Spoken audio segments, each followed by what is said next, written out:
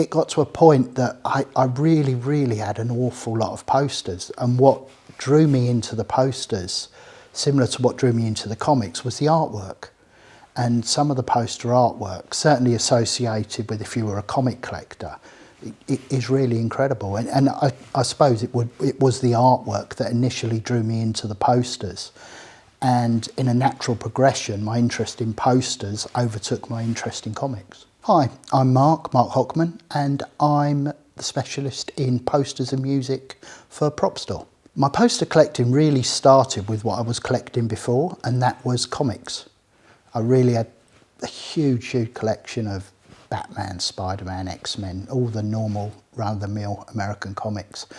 And when I was buying in large comic collections, it was also the opportunity of, oh, I've got this poster, I've got that poster. Would you be interested? If you're going to take the comics, you've got to take everything. What I collect myself, a lot of it is to do with the artwork.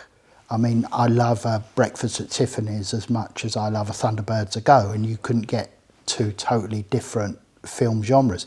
It's the artwork that draws me in. And I think with a lot of poster collectors, that's very, very true. Some collect horror, some collect sci-fi, but I think the common denominator is you ask any of them, they'll say, oh, it's the artwork.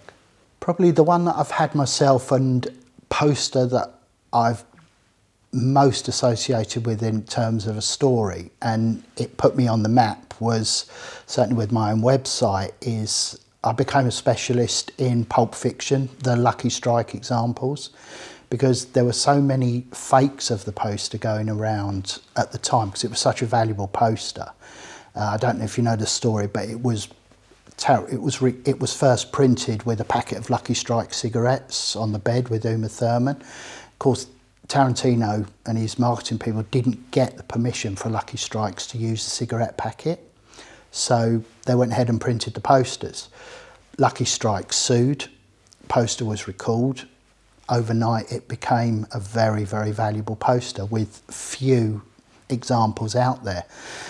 Of course, fakers and forgers saw a way to make a quick bit of money, and suddenly the market was flooded with these fakes, and not very good fakes, but unfortunately some people don't do their homework.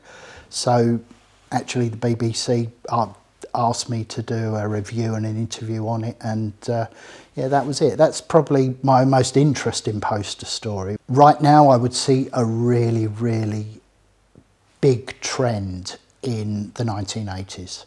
I think it goes in cycles in terms of people's age and when they are able to afford things that brings them nostalgia from their youth. And at the moment, the 1980s are very, very in vogue. So you're seeing titles like The Thing, Back to the Future, The Goonies, absolutely skyrocketing in price. It's very much driven, I think, in this day and age by popular culture and what is in fashion at the present time.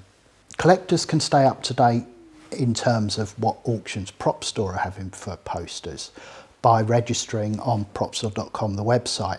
Currently, posters form part of pop culture in the UK, and in the US, the LA team, they hold 3 major poster auctions a year which are dedicated solely to posters, and that's run by one of probably the most respected and well-known people in the poster collecting community.